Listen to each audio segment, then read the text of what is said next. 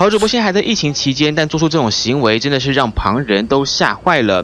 可以看到画面上的这名女子搭捷运戴着口罩，但是偏偏在咳嗽的时候呢，是刻意把口罩拿下来，吓得前方的乘客呢是到处闪避，就怕被她的口水给泼到。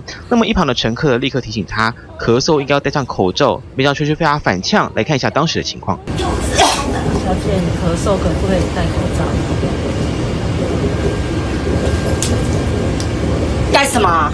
事发在早上9点多，台北捷运淡水线上，这名女乘客咳嗽的时候把口罩拉下来，却不满被其他乘客劝阻，竟然在车厢上面假装讲电话。其实呢，疑似是在辱骂其他人，甚至还对其他乘客比中指，让旁人看不下去，录影搜证。警方目前呢并没有接获报案，已经介入调查，就怕这一咳成为防疫破口，谁也不敢大意。以上是目前的情况。网上看新闻，请下载 TVBS App 或直接按订阅 TVBS 新闻频道。